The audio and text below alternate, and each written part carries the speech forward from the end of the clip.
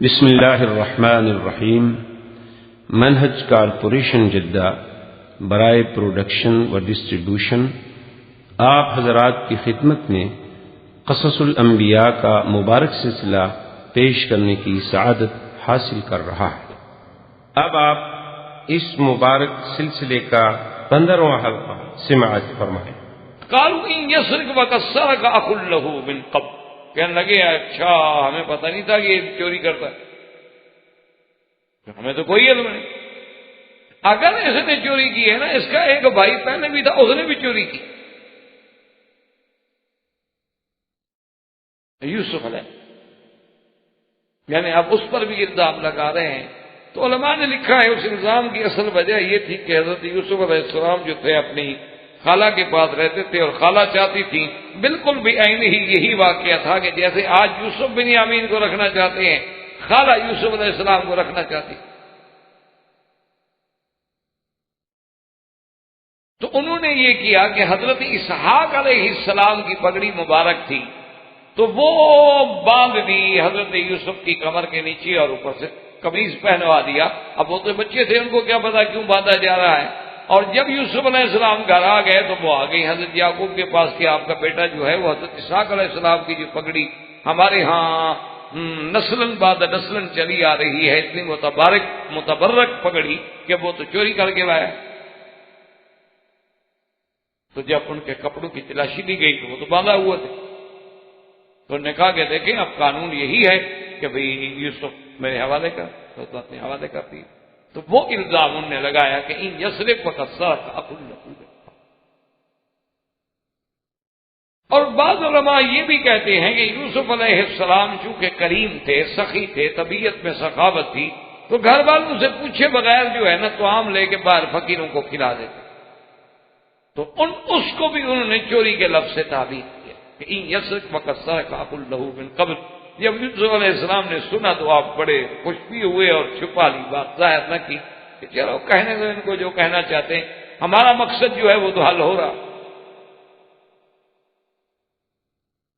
اس کے بعد انہوں نے حضرت یوسف علیہ السلام سے درخواست کی کہ یوسف علیہ السلام ان له ابا شیخا کبیرا فخذ احدنا مکانہ، ان کا باپ جو ہے نا جی وہ بوڑھا آدمی ہیں، بزرگ ہیں، بڑی عمر کے ہیں، اور بہت ان کے لیے مسئلہ ہو جائے گا کہ ان کا بیٹا ان سے جدا ہو جائے، آپ مہربانی کریں۔ اصل میں یہ ہے کہ وہ ایک ماں سے 2 بھائی ہیں اور باقی ہم الگ ماں سے ہیں، تو ہم میں سے آپ کوئی اور جو ہے اپنے پاس قید رکھ لیں اور اس کو چھوڑ۔ تو حضرت یوسف علیہ السلام نے فرمایا عجیب بات کرتے، ہم کیوں بھائی معاذ اللہ ناخذ اللہ وجدنا متاعنا، قانون یہ ہے کہ جس پر ہمارا سامان نکلے گا ہم اس کو لیں گے، اس کے علاوہ کسی کو کیوں لیں، ہم کیوں ظلم کریں۔ اور یوسف علیہ السلام تو روکنا بھی اپنے بھائی کو چاہتے تھے، ان کو کیوں روکیں۔ اب جناب جب مایوس ہو گئے اور یوسف علیہ السلام بن یامین کو لے کے اپنے محل میں تشریف لے گئے، اب بھائیوں نے کہا کہ بھی کیا کریں۔ ان میں سے جو بڑا بھائی تھا جس نے پہلے بھی رائے دی تھی کہ یوسف علیہ السلام کو قتل نہ کیا جائے، اس نے کہا کہ دیکھو بھائی بات یہ ہے کہ ہم سے ابا نے بڑے بڑے قسمیں لی تھیں، وعدے لیے تھے، اور آج اللہ کی شان ہے کہ پھر ہم اسی مصیبت میں مبتلا ہو گئے، میں تو نہیں جاتا یار، میں تو یہی رہوں، میں کیا منہ دکھاؤں جا کے اپنے ابا۔ اب اس کا 2 حل ہیں، یا تو میرے والد مجھے اجازت دے دیں کہ بھئی آپ لوگوں کا قصور نہیں ہے، میں نے تحقیق کر لی ہے، واپس آ جاؤ، یا پھر اللہ میرے لیے کوئی اور راستہ پیدا کریں کہ بنیامین مل جائے، بادشاہ کے دل میں رحم آ جائے، وہ چھوڑ دے، میں اس کو لے کے آؤں، ورنہ میں نے کہا ٹھیک۔ تو نے کہا سیدھی سی بات ہے کہ جب ہم جائیں گے تو آخر والد کو کیا کہنا۔ کہا کہ والد سے آپ کہیں کہ بھئی ہمارا کیا قصور ہے، ہم نے تو کوئی کوتاہی نہیں کی۔ لیکن قرآن مقدس نے یہاں جو لفظ ذکر کیا ہے اس سے اندازہ ہوتا ہے کہ یوسف علیہ السلام کے بھائیوں کے دل میں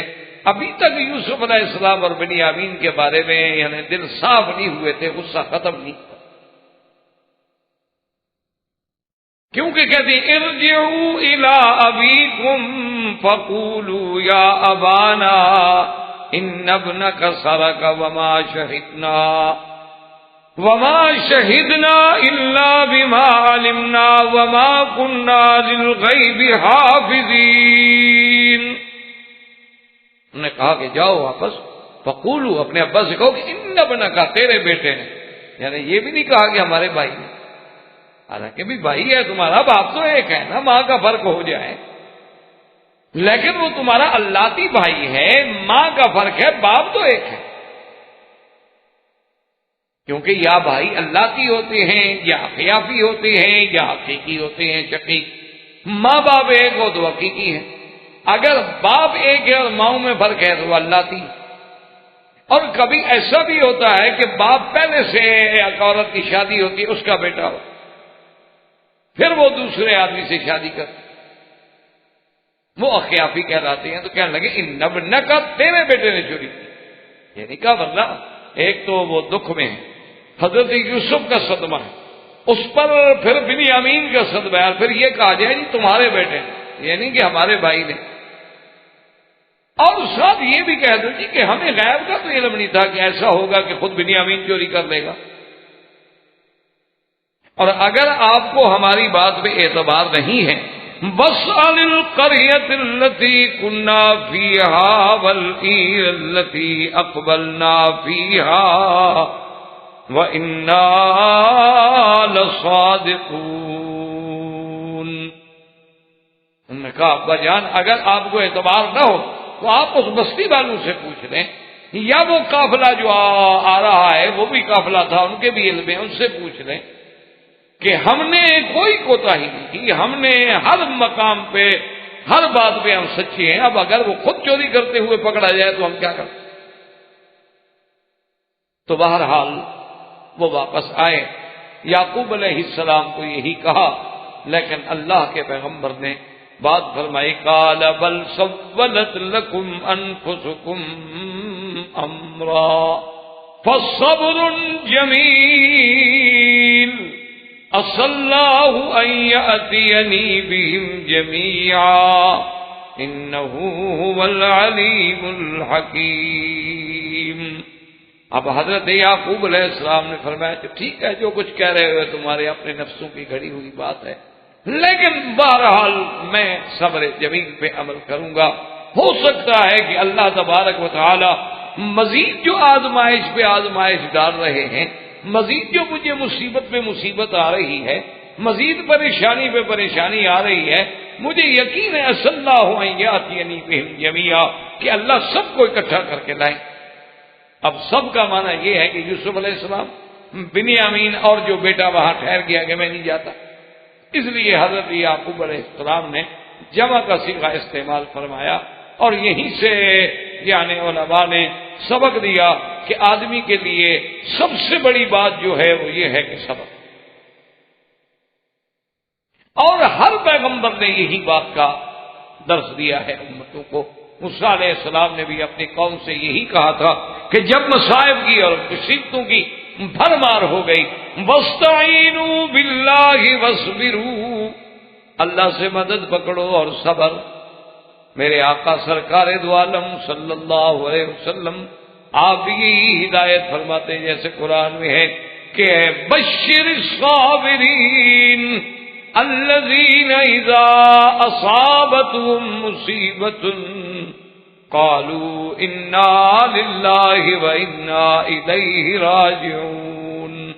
اللہ نے فرمایا میرا مدنی آپ ان صبر کرنے والوں کو خوشخبری دے دیں کہ جب ان کو مصیبت پہنچی ہے تو وہ فوراً صبر کرتے ہیں اور کہتے ہیں سب کچھ اللہ کے لیے ہے اور اسی کی طرف ہم نے لوٹ جانا ہے. جب ہر چیز اسی کی ہے، نفع نقصان اگر آ رہا یہ بھی صبر امتحان. اسی لیے حضرت ابن عباس رضی اللہ تعالیٰ عنہ کا ایک قول مبارک ہے کہ اللہ تبارک و تعالیٰ نے لوح محفوظ پہ جو سب سے پہلی کلام لکھی وہ یہ تھی کہ اننی انا اللہ لا الہ انا محمد رسولی. اللہ نے لکھا کہ میں ہی وحدہ لا شریک الہ ہوں، جس کے سوا کوئی معبود برحق نہیں، اور محمد مصطفیٰ جو ہیں میرے رسول ہیں. سب سے پہلے لوح محفوظ میں جو عبارت لکھی گئی. اور اس کے بعد آگے جا کے انتہا میں ہے کہ ملم یرضا برضائی ولم یقضا بقضائی ولم یصبر علی بلائی ولم یشکر علی لاوائی فلیطلب الہا سوائی. ساتھ یہ بھی اللہ نے حکم دکھا کہ جو شخص میرے فیصلے پہ راضی نہ ہو، جو میری رضا پہ راضی نہ ہو، جس پہ میں مصیبت دوں اور صبر نہ کرے، جس پہ میں نعمت دوں اور شکر نہ کرے، اس کو چاہیے کہ میرے سوا کوئی خدا بھی اور تلاش کر لے. مجھے کیا ضرورت ہے؟ تو اس لیے صبر جو ہے بڑی چیز ہے، اور پیغمبروں کا یہی مقام ہے کہ فصبر جمیل. اچھا، پہلے بھی یہی جملہ کہا تھا جب حضرت یعقوب یوسف علیہ السلام کے پیرہن کو لے کے آئے تھے، فصبر جمیل واللہ المستعان علی ما تصفون. لیکن آج پیغمبر نے صبر جمیل تک تو وہی جملہ فرمایا، لیکن آگے فرماتے ہیں عسى اللہ ان یأتینی بہم جمیعا. ہو سکتا ہے کہ اللہ سب کو جمع کر دے. انہ هو العلیم الحکیم. ہر چیز اس کے علم میں ہے اور ہر چیز اس کی حکمت کے مطابق ہے. کیوں؟ یعقوب علیہ السلام کو یقین تھا یہ تو کبھی نہیں ہو سکتا نا کہ یوسف کا خواب سچا نہ ہو، اور اگر یوسف کا خواب سچا ہے تو پھر ہم نے ملنا تو ہے، پھر ہم نے یوسف علیہ السلام کی تعظیم بھی کرنی ہے. تو یہ تو ہوگا، لیکن کب یہ نہیں جا، یہ اللہ تبارک و تعالی. تو اب کچھ عرصے کے بعد پھر یوسف علیہ السلام نے اپنے بیٹوں سے کہا کہ تم بالکل تم لوگ تو ہاتھ توڑ کے بیٹھ گئے، مایوس ہو گئے. اللہ کی رحمت سے مایوس تو نہیں ہونا چاہیے کہ کام نہ ہو تو بازار میں ہاتھ توڑ کے بیٹھ گئے. یہ کیا بات؟ ہمارے دل میں یہ ہوتا ہے کہ ہم سعی کریں، ہم اپنی طرف سے پوری کوشش کریں، اپنے اسباب کی حد تک عمل کریں. باقی کامرانی ہے ناکامی ہو تو اللہ کے ہاتھ میں ہے. کہا بیٹے جاؤ کوشش کرو، تلاش کرو. اللہ کی رحمت سے نا امید کیوں ہوتی؟ اور کچھ چیزیں تھوڑی بہت لے جاؤ، ہو سکتا ہے کہ اللہ مہربانی کرے کچھ اور اللہ بھی لے آؤ. تو اب جناب بھائی جو تھے سارے کے سارے وہاں پہنچے اور یوسف علیہ السلام کی خدمت میں، اور آ کے بڑے گڑ گڑائے کیونکہ اب بہت پریشان. اور آگے کہا کہ یا ایھا العزیز. یاد رکھو اصل میں بعض لوگوں نے عجیب کچھ کہانیاں بھی بنائی ہیں، کچھ روایات. کیونکہ قدرتی بات یہ ہے کہ یہ بنو اسرائیل جو ہے نا، ان کو روایتیں بنانے کی بڑی عادت. تو انہوں نے یہ بھی بنایا ہے کہ جی یا ایھا العزیز، چونکہ اب حضرت یوسف علیہ السلام کو کہا جا رہا ہے قالوا یا ایھا العزیز، تو مطلب یہ تھا کہ وہ عزیز مصر جو تھا، وہ جس کا قصہ پہلے آپ سن چکے ہیں، امرأۃ العزیز. تو عزیز کہتے ہیں کہ مر گیا، اور اس کا نام تھا فوتی فار، اور بعض نے اس کا اور نام بھی لکھا ہے. بادشاہ جو تھا وہ ریان بن الولید. تو کہتے ہیں کہ بھئی جب وہ مر گیا تو اب زلیخا اس کی جو بیوی تھی، اس کے بعد پھر حضرت یوسف علیہ السلام سے اس کی شادی، اور بڑی تفصیل کے ساتھ انہوں نے اس داستان کو لکھا. حتیٰ کہ بعض کتابیں جو آج بھی دنیا میں تورات کے نام سے موجود ہیں یا تلمود کے نام سے موجود ہے، اس میں بھی یہ ذکر آتا ہے کہ بھی پوتی فار جو تھا وہ مر گیا، اور اس کے مرنے کے بعد بی بی زلیخا جو ہے بادشاہ نے اس کی شادی جو تھی حضرت یوسف علیہ السلام سے. اچھا، اب چونکہ مصیبت یہ ہوتی ہے نا جی کہ جب ایک بات بنائی جائے نا، اس کے لیے پھر 100 باتیں بنانی پڑتی. ایک بڑا مشکل مرحلہ یہ بھی. اب سوال یہ پیدا ہوتا تھا کہ یوسف علیہ السلام تو عین شباب ہے، اور زلیخا کی عمر کتنی ہو گئی، تو اس کا بھی انہوں نے ایک حل نکالا کہ جی اللہ پاک نے اس کو پھر جوانی عطا فرما دی. اب اللہ کے آگے تو کوئی مشکل ہے نہیں. اور اس کے ساتھ انہوں نے یہ بھی لکھا کہ جب نکاح ہو گیا، شادی ہو گئی، تو اب حضرت یوسف علیہ السلام کی تو محبت بے انتہا ہو گئی، اور زلیخا جو تھی وہ یعنی امرأۃ العزیز جو تھی، اب اس کا چونکہ وہ اسلام لے آئی، یوسف علیہ السلام کا دین قبول کیا، اور اللہ کی عبادت میں اتنی مشغول ہو گئی کہ اب حضرت یوسف انتظار فرماتے رہتی اور وہ عبادت میں مشغول رہتی. تو ایک دن حضرت یوسف علیہ السلام نے اس سے کہا کہ زلیخا عجیب بات ہے، تمہیں وہ وقت بھول گیا ہے کہ تم میرے پیچھے بھاگتی تھیں اور دروازے بند کرتی تھیں مجھے پکڑنے کے لیے، اور آج میری بیوی ہو کے میں تمہاری انتظار کرتا رہتا ہوں۔ تو زلیخا نے کہا کہ اصل میں اس وقت مجھے تیری تلاش تھی، اب مجھے تیرا رب مل گیا ہے تو اب مجھے تیری تلاش تھی نہیں۔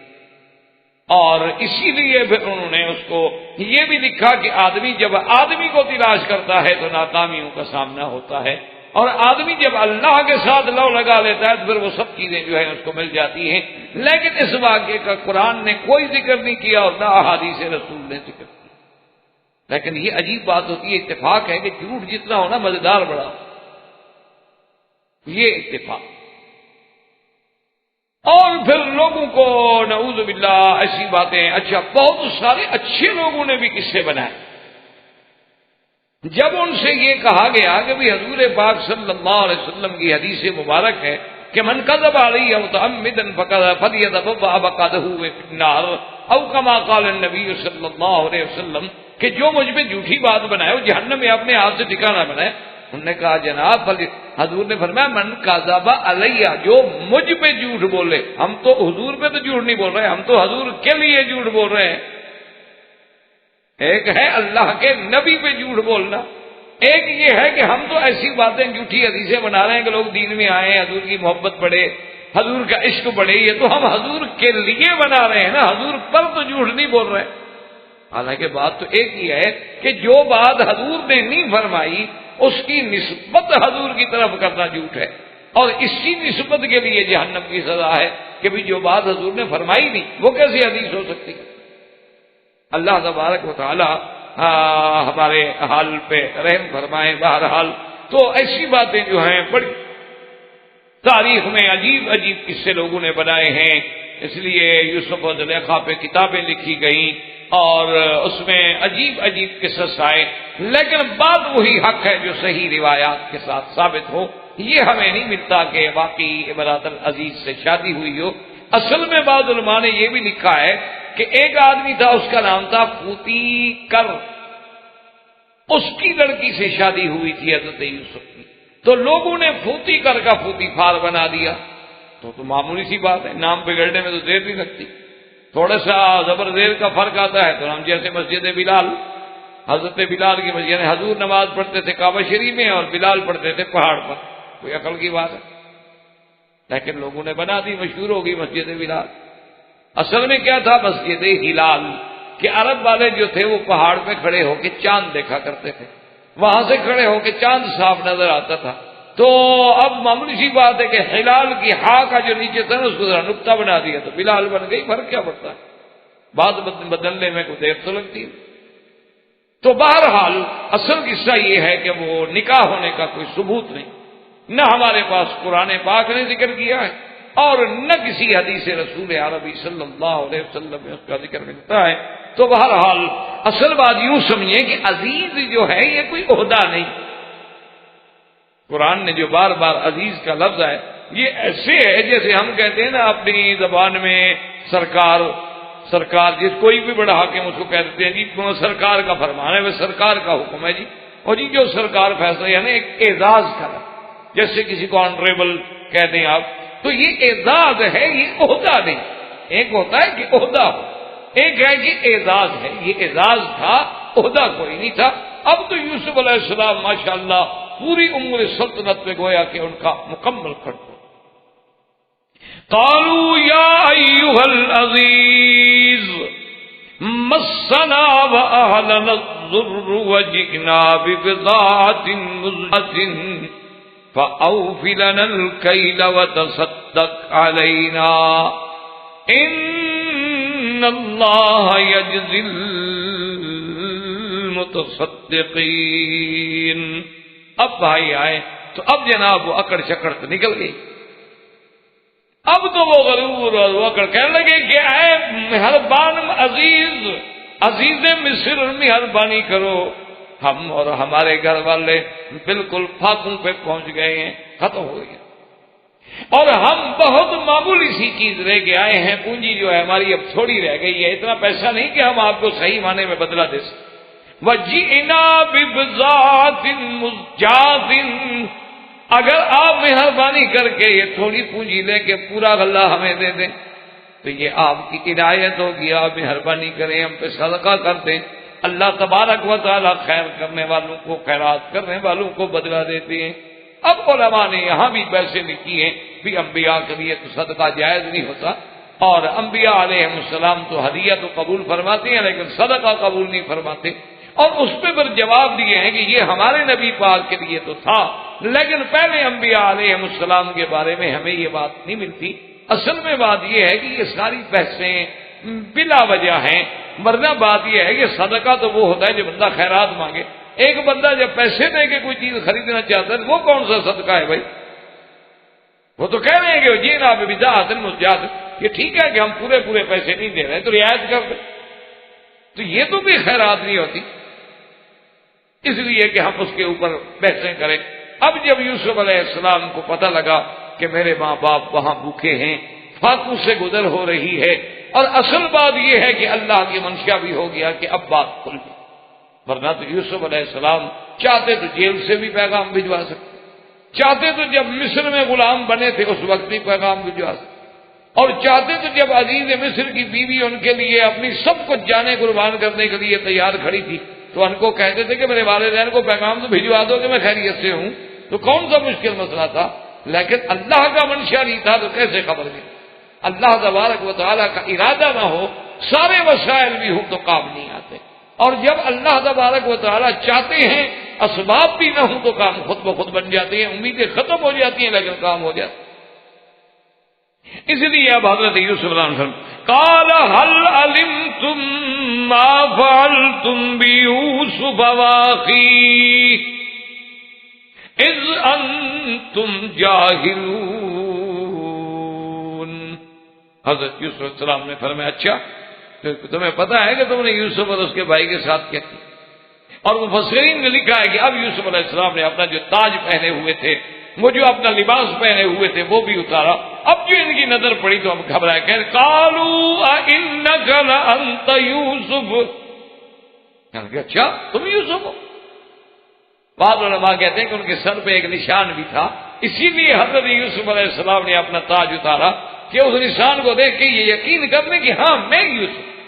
قال انا یوسف وهذا اخی قد من اللہ علینا انه من يتق ويصبر فان اللہ لا يضيع اجر المحسنین۔ آپ نے فرمایا کہ بھائیو واقعی میں یوسف ہوں، یہ میرا بھائی بنیامین ہے، میں ہی یوسف ہوں، اور سن لو اللہ نے ہم دونوں پہ احسان کیا، اللہ نے مجھ پہ یہ مقام دیا، میرے بھائی کو بھی ملا دیا، اور میرے اللہ کا قاعدہ ہے کہ جو اللہ سے ڈرے اور جو صبر کرے مصیبتوں پہ، اللہ تبارک و تعالیٰ صبر کرنے والوں کو بدلہ دیتے ہیں اور زیادتی کرنے والوں کو رسوا کر دیتے ہیں۔ اب جناب جب حضرت نے بات کھول دی تو اب رو پڑے، کہنے لگے کہ مہربانی کرو ہمیں معاف، باقی ہم نے گناہ، باقی ہم نے زیادتی کی تمہارے ساتھ بھی اور بنیامین کے ساتھ۔ اب حضرت یوسف علیہ السلام کی شان کہتے قال لا تثریب علیکم اليوم یغفر اللہ لکم وہو ارحم الراحمین۔ آپ نے فرمایا بھائیو آج کے بعد تم پہ کوئی الزام بھی نہیں، کوئی گلہ بھی نہیں، کوئی چوٹ نہیں، اللہ تمہاری بخشش کرے، وہی مہربان ہے، وہی رحم فرمانے والے۔ فوراً دعا بھی کر دی کہ یغفر اللہ لکم وہو ارحم الراحمین، اور میری طرف سے تم پہ کوئی تانا نہیں ہوگا۔ یہ ایسا قصہ ہے مبارک ہے جو عین مشابہ ہے اس قصے کو کہ جب سرکار دو عالم صلی اللہ علیہ وسلم کو اللہ نے مکہ فتح کرا دیا، آپ غالب ہو کر فاتح ہو کر مکے میں داخل ہوئے، قریش مغلوب ہو گئے، قیدی ہو گئے، پکڑے گئے، مارے گئے، سامنے آ کے کھڑے ہیں، اور حضور نے فرمایا قریش مکہ اب خود فیصلہ کرو تمہارے لیے کیا سزا تجویز کریں، اب بات کرو۔ اللہ اکبر، کہنے رہے آخر قریش تھے کچھ بھی ہوں سمجھدار تو تھے، کہنے لگے کہ ہم بھی ایک بھائی کے سامنے کھڑے ہیں، ٹھیک ہے کافر ہیں جو کچھ ہیں مشرک ہیں، لیکن آپ ہمارے اخ کریم ہیں، جو مناسب سمجھے، ہم نے واقعی غلطیاں تو کی ہیں۔ تو حضور نے فرمایا کہ اچھا اگر تم یہ کہتے ہو تو میں بھی وہی کہتا ہوں، کما قال اخی یوسف، جیسے میرے بھائی یوسف نے کہا تھا کہ لا تثریب علیکم اليوم جاؤ انتم الطلقاء، میں نے بھی تم سب کو آزاد کیا ہے، کوئی تم پر ملامت نہیں، کچھ نہیں، جہاں رہنا چاہتے ہو جانا چاہتے ہو رہو، اسلام لانا چاہتے ہو تمہاری مرضی، نہیں لانا چاہتے ہو نہ لے آؤ، میری طرف سے تم آزاد۔ تو عین وہی فیصلہ ہوا جو حضرت یوسف علیہ السلام نے کیا تھا، اور یہی شان پیغمبر۔ اب جب سب بھائی مل گئے اور سب نے آپس میں ملاقاتیں ہو گئی، اور اب تو پھر وہ بادشاہ کے بھائی تھے، اب تو شاہی مہمان خانے میں ماشاءاللہ، لیکن سیدنا یوسف علیہ السلام پہ بڑی بات گراں گزر رہی تھی کہ ہم تو یہاں شاہی محلات میں ہیں اور ابا کے ساتھ، اور وہ نبی ہیں، تو اس لیے انہوں نے کہا کہ میرے بھائیوں بات یہ ہے کہ اب اس مسئلے کو چھیڑیں، آپ ایسا کریں کہ جا کے ابا کو لیں۔ انہوں نے کہا باتوں بوڑھے ہو گئے، ان کی تو نظر مبارک بھی کمزور ہو گئی، آنکھیں سفید ہو گئی تمہارے فراق میں روتے روتے۔ انہوں نے کہا کوئی بات نہیں، ایسا کرو کہ اذهبوا بقمیصی ھذا فألقوه علی وجه ابی فألقوه علی وجه ابی یأت بصیرا وَأَتُونِي بِأَهْلِكُمْ أَجْمَعِينَ کہ حضرت یوسف نے فرمایا کہ یہ میں قمیص دیتا ہوں، یہ لے جاؤ حضرت یعقوب علیہ السلام کی خدمت میں، اور جا کے آپ کے چہرے سے لگاؤ، اس کی برکت سے اللہ ان کو آنکھیں عطا فرما دیں گے، اور پھر تم سب گھر والوں کو لے کے آؤ گے۔ اب اس قمیص کے بارے میں بھی روایات جو ہیں مختلفہ ہیں۔ بعض روایات میں ہے کہ جب سیدنا ابراہیم الخلیل علیہ السلام کو آگ میں ڈالا گیا تو سیدنا ابراہیم الخلیل علیہ السلام کا لباس اتارا گیا اور بغیر لباس کے ان کو آگ میں ڈالا گیا، اور جب اللہ نے حکم دیا آگ کو کہ یا نار کونی بردن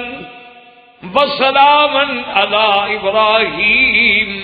تو اللہ نے جنت کا لباس بھی بھیجا ابراہیم علیہ السلام کے پاس، تو جنت کا وہ قمیص جو آپ نے پہنا تھا وہی قمیص پھر حضرت اسحاق کے پاس آیا، پھر حضرت اسحاق سے یعقوب علیہ السلام کے پاس آیا، حضرت یعقوب نے پھر یوسف علیہ السلام کو دیا، تو وہ اس کو بنا کے چھپا کے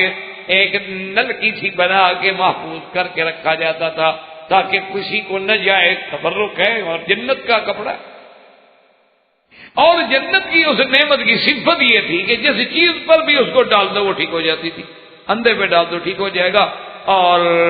برس والے پہ ڈال دو ٹھیک ہو جائے گا، کیونکہ جنت کی نعمتوں کے یہ اثرات ہیں کہ جنت میں ہے ہی حیات، موت تو آنی نہیں۔ اسی لیے قرآن پاک میں آتا ہے، انشاءاللہ شاید ہم بھی زندگی تو شاید اس قصے پر اللہ پہنچائیں گے کہ جب سامری نے گائے کا بچڑا بنایا تھا تو اس نے بھی اصل میں کیا کیا تھا کہ جب وہ چھوٹا تھا اور حضرت جبریل علیہ السلام اس کی خبر گیری کے لیے آتے تھے، جب سن شعور کو پہنچا، سمجھ آ گئی، تو دیکھا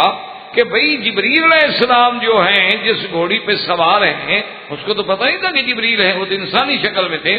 دیکھا کہ جہاں جہاں وہ گھوڑی جو ہے قدم اٹھاتی ہے رکھتی ہے، نیچے کی چیزیں جو ہے سبز ہو جاتی، خشک گھاس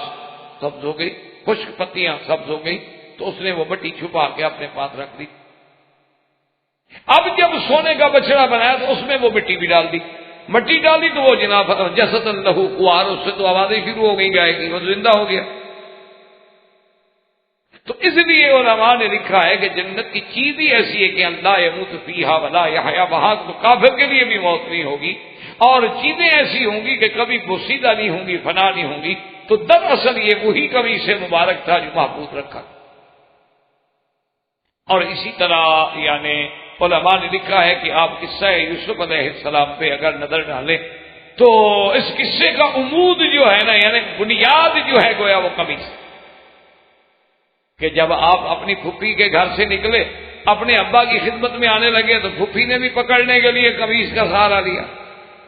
اور جب آپ کو بھائیوں نے کنویں میں ڈال دیا تو باپ کو دھوکہ دینے کے لیے جاؤ والا قمیص ہی بدمن کذب، قمیص میں خون لگا کے جھوٹا آ گئے۔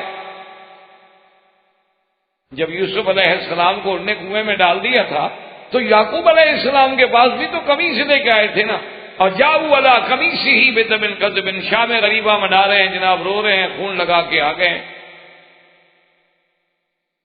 تو اب وہ حضرت یوسف، تو وہ بھی قمیص کا ذکر تھا، اور اس کے بعد جب امراۃ العزیز نے حضرت یوسف علیہ السلام کو پھنسانے کی کوشش کی تو وہاں بھی قمیص کا مسئلہ پیش آ گیا، کانا قمیصہ قد من قبل، کہ قمیص دیکھو جی آگے سے پھٹا ہے یا پیچھے سے پھٹا ہے۔ اور اب جناب جب قصہ آیا حضرت یعقوب علیہ السلام کی صیت و واپسی کے لیے، تب بھی آپ نے فرمایا کہ اذهبوا بقمیصی ھذا فالقوه علی وجه ابی بصیرا، اس لیے گویا کہ قمیص مبارک جو ہے وہ اس قصے کا ایک اہم چیز ہے جس کا ذکر اللہ تبارک و تعالی نے بار بار کیا، اور ہر موقع پہ کہیں نہ کہیں اس قمیص کا کوئی کردار ضرور آ جائے۔ اب جناب بعض علماء فرماتے ہیں کہ نہیں، یوسف علیہ السلام اللہ کے نبی تھے، اب نبوت مل چکی تھی، اور جو چیز نبی کو بدن کو لگ چکی ہے اس کا کیا کہیں۔ اسی لیے بعض روایات میں بھی یہ بات موجود ہے نا کہ حضرت انس فرماتے ہیں کہ حضور نے میرے ہاتھ رکھا تھا نا تو جن جن بالوں پہ حضور کا ہاتھ آ گیا وہ 120 سال عمر گزر گئی، وہ سفید نہیں ہوئے، اسی طرح جوان رہے کہ حضور کے ہاتھ لگ گئے صلی اللہ علیہ وعلا آلہ واصحابہ وسلم تسلیما کثیرا کثیرا۔ تو اللہ کے نبی کی تو ایک شان ہے۔ اب وہ قمیص لے کے چلے، ابھی وہ فاصلہ جو ہے تقریباً بعض روایات میں ہے کہ 80 فرسخا 80 میل دور تھا کہ حضرت یعقوب علیہ السلام نے کہا کہ انی لاجد ریح یوسف لولا ان تفندون قالوا تاللہ انک لفی ضلالک القدیم۔ حضرت یعقوب علیہ السلام نے فرمایا کہ ادھر آؤ، وہ جو باقی اولاد کی اولاد اور بچے اور فیملی، جو کہ آپ کے تو بہت بڑا خاندان تھا، فرمایا کہ ادھر آؤ، ایسا نہ ہو کہ تم تو یہی کہو گے کہ ہاں میں بس اسی پرانے مسئلے میں اپنے خیالات میں ڈوبا ہوں، لیکن آج مجھے یوسف کے پیرہن کی خوشبوئیں آ رہی۔ اس لیے علماء نے لکھا ہے کہ یہ سارے معاملے جو تھے اللہ کی شان ہے، اسی میں اللہ کی حکمتیں تھیں کہ یوسف علیہ السلام چند میل پہ کنویں میں موجود ہیں تو خوشبو نہیں آتی، یوسف علیہ السلام مصر کے بازار میں کھڑے ہیں تو خوشبو نہیں آتی، تخت پہ بیٹھ گئے تو خوشبو نہیں آتی، اب 80 میل دور ہیں تو خوشبوئیں آ رہی ہیں۔ تو یہ سب اللہ کی حکمتیں ہیں، جب اللہ چاہتے ہیں تو خبر فرما دیتے ہیں، اور جب اللہ نہیں چاہتے ہیں تو چیز سامنے موجود بھی ہو تو خبر نہیں ہو۔ اس لیے علماء نے لکھا ہے کہ علم غیب جو ہے اس کا مالک اللہ ہے۔ انبیاء علیہ السلام کو بطور معجزہ، اولیاء اللہ کو بطور کرامت و کشف، کبھی کبھی اللہ چاہتے ہیں تو علم عطا فرما دیتے، کھول دیتے، لیکن اگر نہ چاہیں، دیکھیں جیسے کہ یوسف علیہ السلام یعنی خود موجود ہیں کنویں میں لیکن باپ کو خوشبو بدن کی بھی نہیں آئی، اور اب فرما رہے ہیں کہ مجھے خوشبو آ رہی ہے۔ تو جب سارے گھر والے اکٹھے، انہوں نے کہا ابا جان آپ تو بس اسی پرانے خیال میں بیٹھے ہیں، آپ کو تو ہر وقت بس ایک ہی خیال ہے اپنا یوسف علیہ السلام کا۔ ابا نے فرمایا اچھا ٹھیک ہے، ابھی تو میری بات نہ مانو، لیکن میں جو کہہ رہا ہوں اسے فلما ان جاء البشیر والقاہ علی وجهه فارتد بصیرا قال الم اقل لكم انی اعلم من اللہ ما لا تعلمون۔ اب جب آیا خوشخبری دینے والا، بعض علماء نے کہا کہ وہ بڑا بھائی، اور بعض نے کہا کہ وہ بھائی جو جھوٹا قمیص پہ خون لگا کے لایا تھا، اس نے کہا چونکہ میں نے قمیص لا کے دکھ پہنچایا تھا، آج مجھے قمیص دو کہ میں خوشی پہنچاؤں۔ بس وہ تو آنکھوں کو لگنے کی دیر تھی، فارتد بصیرا، وہ جو کمزوری تھی نظر کی، وہ ذوق تھا، وہ سب کا سب دور ہو گیا، آنکھیں روشن ہو گئی۔ آپ نے فرمایا الم اقل لکم، میں نے تم لوگوں سے نہیں کہا تھا کہ مجھے جو اللہ نے علم دیا ہے تم کو علم نہیں؟ مجھے تو یقین ہے، میں خواب پہ بیٹھا ہوں، مجھے تو یقین ہے کہ یوسف ملے گا، میں جو بھی کہہ رہا ہوں وہ اللہ تبارک و تعالیٰ نے مجھے اس کا علم عطا فرمایا ہے۔ اب جناب جب سارے کے سارے بیٹے بھی اکٹھے ہو گئے، یوسف و بنیامین نہیں ہے تو قالوا یا ابانا استغفر لنا ذنوبنا انا كنا خاطئین قال سوف استغفر لكم ربی انه هو الغفور الرحیم۔ سب کہنے لگے کہ ابا جان مہربانی کریں، ابا جان اب ہمارے لیے آپ بھی معاف کریں اور اللہ سے بھی ہمارے گناہوں کی معافی مانگیں۔ ہم اپنے گناہوں کا اقرار کرتے ہیں، ہم نے باقی زیادتی کی، یوسف علیہ السلام کے ساتھ بھی، آپ کے ساتھ بھی، بنیامین کے ساتھ بھی، اب مہربانی کریں آپ خطا کا اقرار کرتے ہیں۔ حضرت یعقوب علیہ السلام نے فرمایا سوف استغفر لکم ربی انہ هو الغفور الرحیم۔ آپ نے فرمایا صبر کرو، بہت جلدی وقت آ رہا ہے، میں تمہارے لیے اللہ سے معافی مانگوں گا اور میرا اللہ بخشنے والے ہیں اور مہربان ہے۔ اب علماء فرماتے ہیں کہ یہ بہرحال قرآن میں قصہ یوسف میں ایک سمجھنے والی بات ہے کہ جب یوسف علیہ السلام کو انہوں نے کہا کہ ہمارے لیے معافی مانگو، انہوں نے تو فوراً کہہ دیا یغفر اللہ لکم، اللہ تمہیں معاف کرے۔ لیکن جب ابا سے کہا کہ مہربانی کر کے ہمارے لیے معافی مانگے، ہم خطاؤں کا اقرار کرتے ہیں، انہوں نے فوراً نہیں مانگی، انہوں نے کہا اب مانگوں گا لیکن صبر۔ تو انہوں نے کہا اس کی کیا وجہ تھی کہ بھئی حالانکہ شفقت تو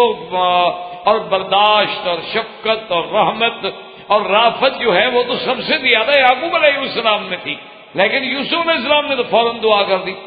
لیکن ابا کہتے ہیں کہ نہیں، ابھی میں دعا نہیں کرتا، سوف استغفر لکم ربی، میں اپنے رب سے تمہارے لیے بخشش مانگوں گا۔ اس کی وجوہات علماء نے لکھی ہیں کہ اصل میں یعقوب علیہ السلام کا منشا یہ تھا کہ جب سحر کا وقت ہوگا یعنی تہجد کا وقت ہوگا، رات کا آخری حصہ ہوگا، تو اس وقت میں اپنے بھائیوں کے، اپنے بیٹوں کے لیے معافی مانگوں گا کہ کوئی چھوٹا موٹا جرم تو ہے نہیں، اللہ کے نبی کو ستانا، ایک اللہ کے پیغمبر کو کنویں میں ڈالنا، اللہ کے پیغمبر کو جا کے کھوٹے پیسوں میں بیچ دینا، پھر خون جھوٹا لگا کے اللہ کے نبی کے سامنے آ کے جھوٹ بولنا، یہ ساری باتیں کو معمولی تو تھی نہیں۔ اس لیے انہوں نے کہا کہ میں تمہارے لیے اپنے اللہ سے بخشش مانگوں گا۔ تو مفسرین کرام فرماتے ہیں کہ آپ کا منشا مبارک یہ تھا کہ میں وقت سحر مانگوں گا، کیونکہ وقت سحر ایسا ہوتا ہے کہ ینزل ربنا تبارک و تعالی، اللہ عرش معلیٰ سے آسمان دنیا پہ تشریف لاتی ہیں اور ندا فرماتی ہیں کہ حل من سائل، ہے کوئی مانگنے والا مجھ سے مانگے۔ وہ ایک ایسی گھڑی ہوتی ہے، ایسا وقت ہوتا ہے کہ اللہ کی رحمت جوش میں۔ اسی لیے ایک صحیح روایت میں ہے کہ حضرت عبداللہ ابن مسعود رضی اللہ تعالیٰ عنہ بیٹھے ہوئے تہجد پڑھ کے جب بیٹھے تو کہنے لگے مولا تو نے حکم دیا کہ میری عبادت کرو، ہم نے تیری عبادت کی، تو نے حکم دیا میری اطاعت کرو، ہم نے تیری اطاعت کی، اب عبادت بھی کر لی، اطاعت بھی کر لی، اور یہ سحر کا وقت ہے، یہ سحر کا وقت ہے، تیرا وعدہ ہے کہ میں معاف کرتا ہوں، پھر ہماری دعائیں بھی منظور فرما۔ اسی لیے قرآن کہتا ہے کہ مومنون کی صفت کیا ہے کہ والمستغفرین بالاسحار، کہ جو سحر کے وقت میں اپنے اللہ سے معافی مانگے، سحر کے وقت میں، تہجد کے وقت میں، یعنی سدس الاخیر میں، یعنی اگر رات جو ہے نا جی 12 گھنٹے کی ہے، 10 گھنٹے کی، 8 گھنٹے کی، اس کو 6 حصے میں تقسیم کر دیں، جو آخری حصہ ہے وہی آپ سب سے زیادہ اللہ کی رحمت کا اور استجابت کا اور مستجاب ہونے کا سب سے بڑا وقت ہے۔ اس لیے علماء کہتے ہیں کہ حضرت یعقوب علیہ السلام نے فرمایا کہ سوف استغفر لکم ربی، میں تمہارے لیے مانگوں گا لیکن صبر۔ اور بعض علماء نے اس کا ایک اور وجہ لکھی، انہوں نے کہا بات یہ ہے کہ جب یوسف علیہ السلام سے انہوں نے کہا کہ بھئی ہمارے گناہ معاف کر دو، تو یوسف علیہ السلام نے معاف کر دی، ان کا تو ذاتی مسئلہ تھا، معاف کر سکتے، ان کو ستایا گیا تھا، تو جس کو تکلیف پہنچائی جائے اس کو تو معاف کرنے کا اختیار۔ لیکن جب انہوں نے یعقوب علیہ السلام سے کہا تو یعقوب علیہ السلام کو تو ابھی پتہ نہیں ہے کہ یوسف نے معاف بھی کیا ہے کہ نہیں کیا، بنیامین نے بھی ان کو معاف کیا ہے کہ نہیں کیا، اسی انہوں نے کہا کہ میں بخشش مانگوں گا، پہلے میں تسلی تو کر لوں کہ جن کے تم مجرم ہو انہوں نے معاف کیا ہے کہ نہیں کیا۔ اس لیے حضرت یعقوب علیہ السلام نے فرمایا کہ سوف استغفر لکم ربی، صبر کرو انشاءاللہ آنے والے وقت میں میں تمہارے لیے بخشش مانگوں گا اور میرا مولا جو ہے بڑے مہربان۔ اچھا، اسی میں ایک اور بات جو ہے اس پر بھی علماء نے بڑی بڑی ابحاث لکھی ہیں کہ بھی یوسف علیہ السلام اب ساری بات بھی کھل گئی، اب تو کوئی راز نہیں رہا، اب تو بنیامین مل گیا، بھائی مل گئے، ان کو یوسف کا پتہ لگ گیا، تو خود قمیص تو بھجوا رہے ہیں لیکن خود کیوں نہیں گئے والد کو ملنے کے لیے؟ یعنی کہتے ہیں کہ قمیص واتونی بأہلکم اجمعین، تم سب کو لے کے آؤ۔ حالانکہ چاہیے تو یہ تھا، آخر بیٹے ہیں یوسف علیہ السلام، کہ جتنا بڑا شان بلند کیوں نہ ہو جائے، کہتے اچھا بھائی اب تو اللہ کی اجازت بھی ہوگی، اب تو ہم خود جاتے ہیں۔ تو حضرت یوسف علیہ السلام کا نہ جانا اور بھائیوں سے کہنا کہ واتونی بأہلکم اجمعین، تم لے کے آؤ۔ تو علماء کرام نے اس کے بڑے بڑے جوابات لکھے ہیں، لیکن آسان بات آپ یاد رکھ لیں کہ اصل منشأ حکم خدا بندی اسی طرح تھا کہ جیسے پہلے راز نہ کھولنے کا حکم تھا، اب بھی حکم یہ تھا کہ یوسف تم اپنے مقام پہ رہو، ہم نے یعقوب کو لانا ہے تمہاری طرف، کیونکہ خواب بھی تو یہی تھا نا کہ یوسف کی اتنی بڑی عظمت دکھائی گئی کہ ابا بھی سجدہ کرے، تو جب اس کو اتنا بڑے مرتبے پہ دکھانا ہے تو اللہ تبارک و تعالیٰ کا منشأ مبارک۔ اس کے مقابلے پہ حضرت موسیٰ علیہ السلام کے بارے میں جب پتہ لگ گیا نا کہ فرعون کے گھر میں ہیں اور دودھ نہیں پی رہے اور بہن بھاگتی ہوئی آ گئی، اور اس نے کہا اما جان بالکل نہ گھبراؤ، بالکل ڈرنے کی بات نہیں، میرا بھائی محفوظ ہے، اور بلکہ باہر سارے آپ کے افسر کھڑے ہوئے ہیں آپ کو لینے کے لیے، آپ چلیں۔ اس نے کہا میں تو نہیں جاتا۔ نے کہا کیوں؟ اور نے کہا اللہ نے وعدہ کیا تھا کہ ہم موسیٰ کو تیری طرف لوٹائیں گے، یہ تھوڑا کہا تھا کہ مجھے موسیٰ کے پاس لے جائیں گے۔ انا رادوہ الیک، کہ ہم موسیٰ کو تیری طرف لوٹائیں گے، تو بس تو خدا لوٹائے گا، میں تو نہیں جاتا۔ تو وہاں اور بات تھی اور یہاں جو ہے وہ اور بات ہے، تو اسی لیے اللہ تبارک و تعالی رحمت فرمائے کہ حالات کا یعنی ایک بڑا جبر ہوتا ہے۔ تو اصل سیدھی بات یہ یاد رکھیں کہ یہ بھی حکم خداوندی تھا، ورنہ اللہ کا پیغمبر یوسف علیہ السلام ایسے کیسی بات کہتے۔ اب قرآن کہتا ہے کہ فلما دخلوا علی یوسف آوى إليه أبويه وقال ادخلوا مصر إن شاء الله آمنين ورفع أبويه على العرش وخروا له سجدا وقال يا أبت هذا تأويل رؤياي من قبل قد جعلها ربي حقا وَقَدْ أَحْسَنَ بِي إِذْ أَخْرَجَنِي مِنَ السِّجْنِ وَجَاءَ بِكُم مِّنَ الْبَدْوِ مِن بَعْدِ أَن نَّزَغَ الشَّيْطَانُ بَيْنِي وَبَيْنَ إِخْوَتِي إِنَّ رَبِّي لَطِيفٌ لِّمَا يَشَاءُ إِنَّهُ هُوَ الْعَلِيمُ الْحَكِيمُ۔ حضرت یوسف علیہ السلام باہر آ گئے استقبال کے لیے پورے لاؤ لشکر کے ساتھ۔ اچھا بعض آیات میں آئے کہ جب اتنا بڑا لشکر دیکھا تو یعقوب علیہ السلام بیٹے سے کہا یہ تو جنود فرعون، یہ کون؟ یہ تو جنود فرعون لگتا ہے، فرعون کا کوئی لشکر ہے؟ انہوں نے کہا نہیں نہیں، فرعون کا لشکر نہیں ہے، تو تیرے بیٹے کا لشکر ہے، اب تو مصر میں بادشاہ ہے یوسف۔ اب یوسف علیہ السلام آئے تو عزت و اکرام کے ساتھ لے گئے، ورفع ابویہ علی العرش، ان کو بٹھایا، اور جناب وخروا له سجدا، حضرت یوسف عرش پہ بیٹھے، اور والدین جو تھے، صحیح بات یہ ہے قرآن کہتا ہے ابوئی، بعض کہتے ہیں کہ ماں فوت ہو گئی تھی، خالہ تھی، اور خالہ بھی ماں کے درجے میں ہے، لیکن اصل بات وہی ہے جو قرآن کہتا ہے، جب قرآن کہتا ہے ابوئی ہے تو ابوئی۔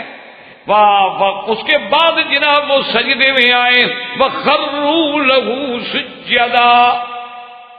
اچھا بعض علماء کہتے ہیں کہ نہیں، وَخَرُّوا لَهُ، اللہ کے آگے جھک گئے، یعنی کہ یعقوب نے یوسف کو سجدہ کیا۔ بعض علماء نے فرمایا کہ اتنی بحث کی ضرورت نہیں ہے، اس شریعت میں یہ ساری چیزیں جائز تھیں، اللہ کے حکم کے ساتھ تھا، اللہ ہی نے تو خواب دکھلایا تھا، اور نبی کا خواب جو ہے وہ وحی ہوتا ہے۔ یہ تو شریعت اسلام میں سیدنا محمد رسول اللہ کی شریعت میں اللہ نے منع کر دیا کہ لا تسجدوا للشمس ولا للقمر واسجدوا للہ الذی خلقہن ان کنتم ایاہ تعبدون. اور جب کسی صحابی نے بھی اجازت مانگی سجدے کرنے کی تو حضور نے اجازت نہیں دی، لیکن یوسف کی شریعت میں جائز تھا. اس زمانے میں دو بہنیں ایک نکاح میں رکھنی بھی جائز تھی. تو یہ ساری چیزیں جو ہیں اس وقت کی گئی. اب جب یہ سارا واقعہ پیش آیا تو یوسف علیہ السلام نے عرض کیا کہ یا ابت ھذا تعبیر رؤیاے، آج اللہ نے میرے خواب کی تعبیر جو ہے وہ سچ کر دکھائی ہے. یہ وہ خواب ہے جو میں نے دیکھا. اور اس کے بعد کہتی ہیں کہ وقت احسن بی، اور اللہ نے میرے ساتھ کتنا احسان فرمایا، اذ اخرجنی من السجن، کہ اللہ پاک نے مجھے قید خانے سے نکالا تو تخت پہ بٹھا دیا. علماء نے لکھا ہے کہ یہاں سے حضرت یوسف علیہ السلام نے قصہ شروع کیا. یہ قصہ تو ابتدا سے کیا، بجان میں آپ سے جدا ہوا، مجھے بھائی لے گئے، مجھے کنویں میں ڈال دیا، وہاں سے قصہ شروع نہیں کیا. بلکہ آپ نے تو اچھا پھر یہاں سے بھی نہیں کیا کہ ابھی امراۃ العزیز نے ایسا کیا، میں مصر میں آیا، میں غلام بنا، میں بکا، مجھ پہ یہ الزام لگائے گئے، مجھے جیل کیوں بھیجا گیا؟ کہا نہیں اللہ کا کرم ہے اس نے مجھے جیل سے نکالا. یعنی اللہ کے احسان اور نعمتوں کا ذکر کیا، ان مصیبتوں کا ذکر نہیں کیا کہ یہ خوشی کا وقت ہے، اب اس سے دوہرا کے غم کو تازہ کرنے کی کیا بات ہے. اور بعض علماء نے فرمایا کہ آپ اگر جیل میں جانے کا ذکر کرتے تو پھر امراۃ العزیز کا بھی قصہ آتا. تو جن محسنوں نے ان کی پرورش کی تھی، حضرت یوسف نہیں چاہتے تھے کہ میری زبان سے ان پر الزام لگے اور ان کے عیب اچھالے جائیں. اسی فرمایا وقد احسن بی اذ اخرجنی من السجن وجاء بکم من البدو،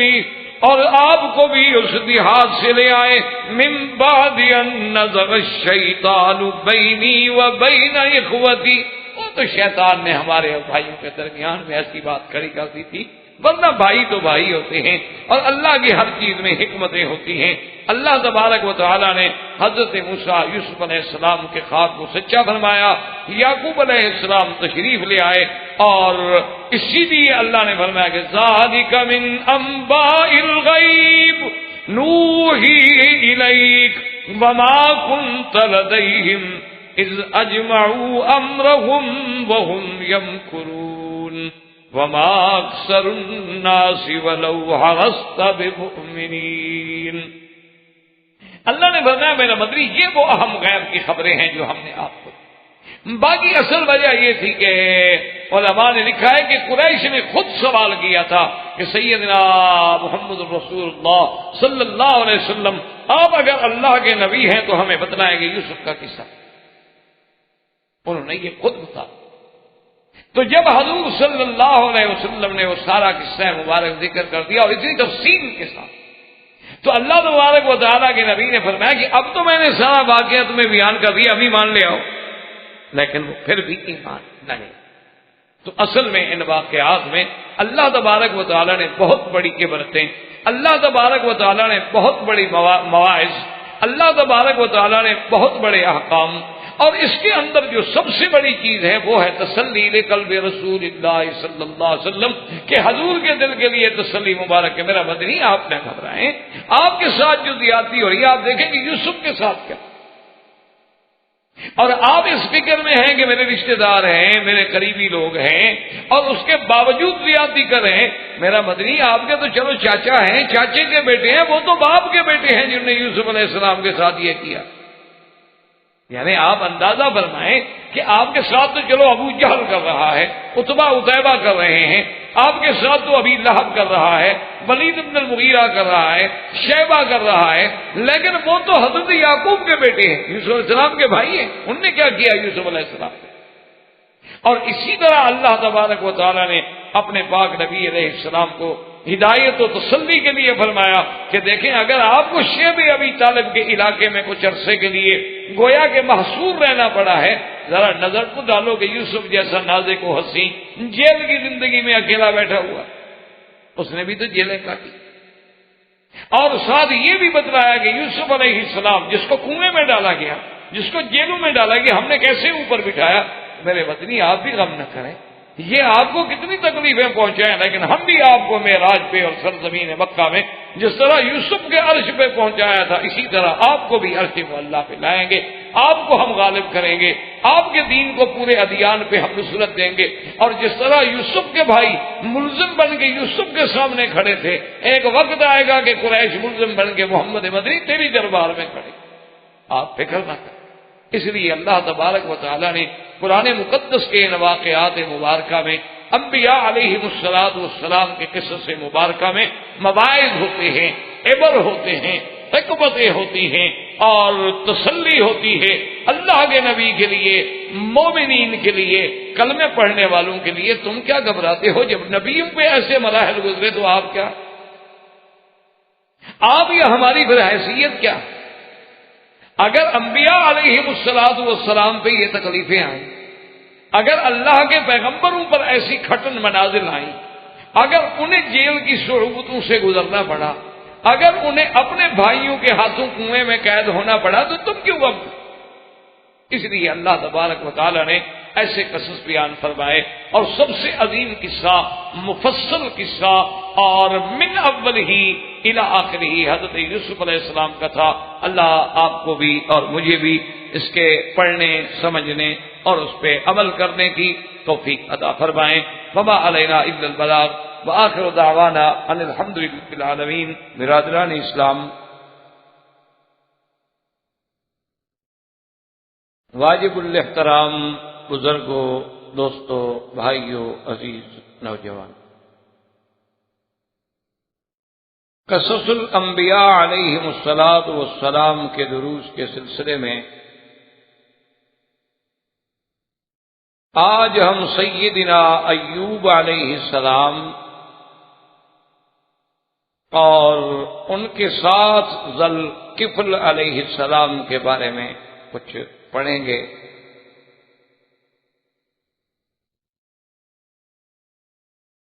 سیدنا ایوب علیہ السلام جو ہیں یہ بھی اللہ کے نبی ہیں، اور اپنے دور میں اللہ نے ان کو بڑی عظمتوں سے نوازا، اور سیدنا ایوب علیہ السلام جو ہیں وہ اپنے صبر میں، شکر میں، یعنی ایک ضرب المثل ہیں دنیا میں، جیسے حسن یوسف علیہ السلام ایک ضرب المثل بات تھی کہ آج بھی دنیا کہتی ہے بھئی یہ تو کوئی یوسف ثانی ہے، یار اسے تو جمال یوسف ملا ہے۔ اسی طرح صبر ایوب جو ہے وہ بھی پوری کائنات میں اس دور سے لے کر آج تک ضرب المثل۔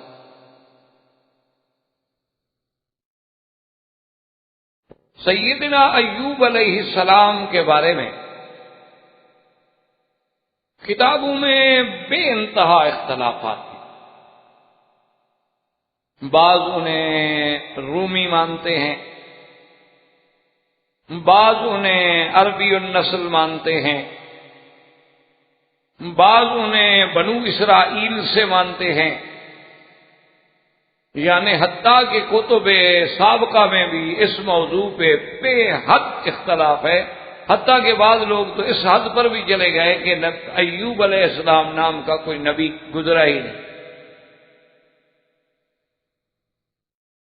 اسی لیے پھر علامہ رحمت اللہ کیرانوی رحمت اللہ علیہ، جو اپنے دور کے ایک بہت بڑے عظیم عالم، متبحر علوم شرعیہ اور عیسائیت کے رد پہ جو اپنے دور میں ایک سند اتھارٹی تھے، اور جن کی کتاب اظہار الحق بہت عظیم اور علمی اور تاریخی اور فکری کتاب ہے۔ اب تو ماشاءاللہ اس کے اردو اور انگریزی اور فرانسیسی ہر زبان میں بھی تقریباً تراجم آ چکے ہیں۔ آپ نے شاید کبھی دیدات کے پروگرام دیکھے ہوں، جو ہیں جنوبی افریقہ سے، جن کا تعلق، اب تو بیچارے مریض ہیں، صاحب فراش ہیں، عیسائیت میں ان کے شاید آپ نے کبھی پروگرام ویڈیو پہ اس طرح انداز سے دیکھے ہوں، تو آپ یہ اندازہ کریں کہ یہ دیدات صاحب جو ہیں یہ صرف اسی کتاب کو پڑھ کے ہی اتنا بنے، اس کا کتنا بڑا علم ہوگا اس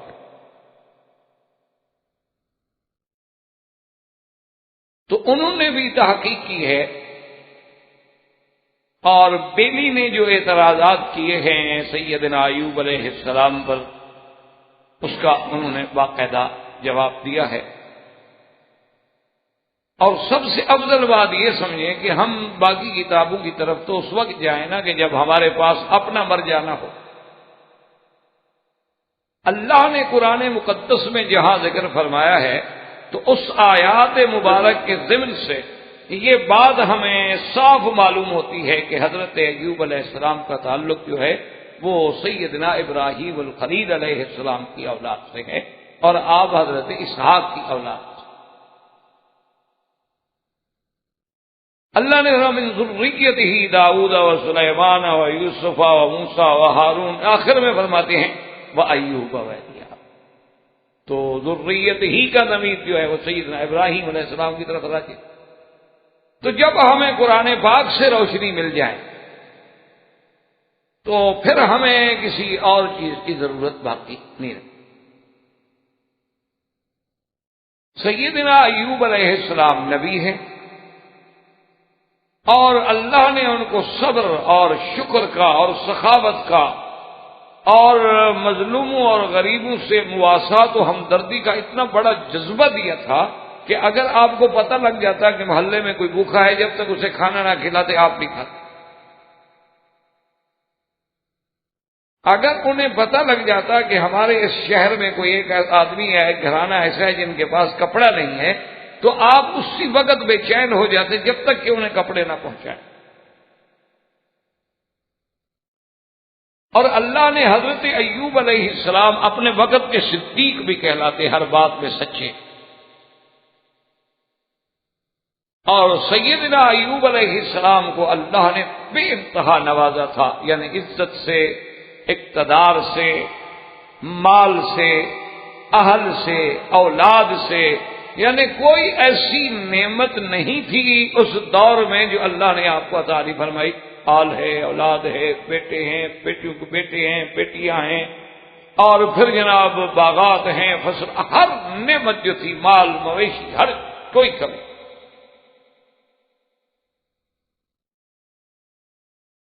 ان تمام نعمتوں کے بعد